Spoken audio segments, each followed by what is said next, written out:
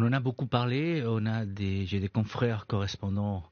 à Paris qui pratiquement tous les semaines, tous les 10 jours depuis le mois de septembre font le déplacement jusqu'à Masson et qui ont suivi minute à minute le procès. Donc et tout ça tout simplement parce qu'il y a deux aspects, bien sûr. Il y a cet aspect de faits divers sordides avec une dimension par le nombre de condamnés aujourd'hui importante, mais il y a aussi cette dimension qui est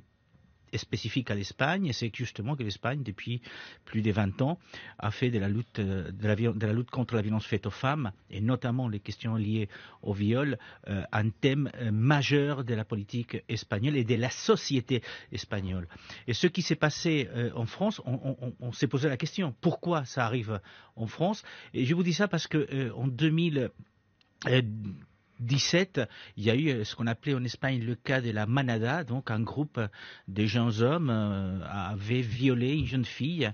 et les tribunaux n'avaient gardé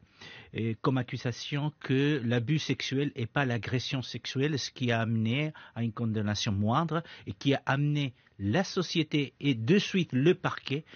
à faire appel et les faire condamner beaucoup plus lourdement, mais surtout, ça a amené, et c'est là où je veux en venir, ça a amené la classe politique, poussée par la société, à s'intéresser de près à ce que c'est une violation, ce que c'est l'abus sexuel ou l'agression sexuelle, et à changer les lois, à les adapter à la société d'aujourd'hui, parce qu'il y a un moment où la société ne peut plus tolérer des choses comme les cas Pellico. Et vous pensez que en France, la société est mûre pour interpeller le politique sur ces thèmes encore, ou qu'il y a encore du boulot? On se posait la question en Espagne, mais il y a des cas précis qui font qu'une société se rebelle. Et c'est peut-être aujourd'hui le cas de la société française avec le cas Pellico. Elle va se révéler, elle va obliger ses politiques à prendre les mesures adéquates au niveau législatif.